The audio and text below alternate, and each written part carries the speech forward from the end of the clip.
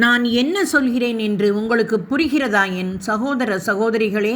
திருமணத்திற்கு எதிரான பாவம் கீழ்த்தரமானது, மிகவும் மோசமானது.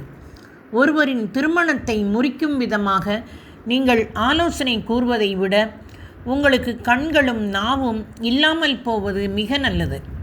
இன்னொருவரின் திருமண வாழ்வில் குறுக்கிடுவது தலையான பாவம். அப்போதுதான் கடவுள் என்னிடம் கேட்டார், நான் உனக்கு கொடுத்த திறமைகளை கொண்டு நீ என்ன செய்தாய்? திறமைகளை கற்பனை பண்ணி பார்க்க முடிகிறதா? எனக்கு ஆன்மா இருக்கின்றது என்பதையே மறந்துவிட்டேன். பின் திறமைகளை எப்படி நினைவில் கொள்வேன்? என் மனம் போன போக்கில் வாழ்ந்த கத்தோலிக்க பெண் நான் ஒரே கடவுளை நம்பினேன். ஆனால் எனக்கென்று நிறைய கடவுள்களை வைத்திருந்தேன்.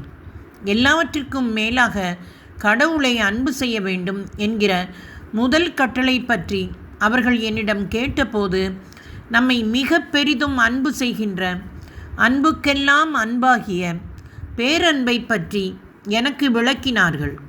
நான் கடவுளை அன்பு செய்வதற்காக அவரை தேடியதில்லை, மாறாக பணத்திற்காகவே தேடியிருக்கிறேன். ஏனெனில் காசுதான் என் கடவுள். இயேசுவின் திரு உடலையும் திரு இரத்தத்தையும் தகுதியில்லாமல் பெற்றுக்கொள்கிறவர்கள் அவர்களுடைய தண்டனை தீர்ப்பை பெற்றுக்கொள்கிறார்கள் என்பது எனக்கு இப்போது காட்டப்பட்டது. நான் பாவ அறிக்கை செய்யாமல் சாவான பாவத்தோடே திருப்பலியில் பங்கேற்று நற்கருணை உட்கொண்டிருக்கிறேன். ஏனெனில் நான் எந்த ஒரு பாவமும் செய்ததில்லை என்றும், எனவே நான் ஒரு புனித என்றும் எனக்குள்ளே எண்ணிக்கொண்டேன்.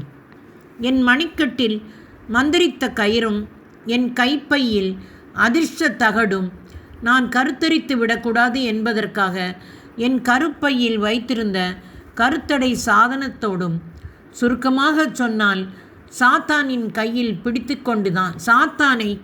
பிடித்து கொண்டுதான் நற்கருணை ஆண்டவரை பெற்றிருக்கின்றேன். இவை எல்லாவற்றிலும் மோசமானது என்னவென்றால், நான் நல்லவள் என்றும் எல்லாம் நன்றாக நடந்து கொண்டிருக்கிறது என்றும் நான் எண்ணிக்கொண்டிருந்தது தான். நான் எப்படிப்பட்ட தீமையான கேடுகட்ட பெண்ணாக இருந்தேன் என்பதை கடவுள் எனக்கு காண்பித்தார். ஏனெனில் எத்தனை குழந்தைகளை பெற்றுக்கொள்ள வேண்டும், எத்தனை குழந்தைகளை கருவிலே கொன்றுவிட வேண்டும் என்பதை நான் தான் தேர்வு செய்தேன், நான் தான் முடிவும் செய்தேன்.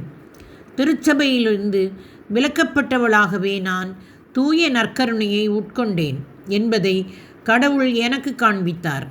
ஏனெனில் கருக்கொலை செய்துவிட்டு தூய நற்கருணையை பெற்றுக்கொள்கிற எந்த ஒரு பெண்ணும் திருச்சபையிலிருந்து விலக்கி வைக்கப்பட்டவளே.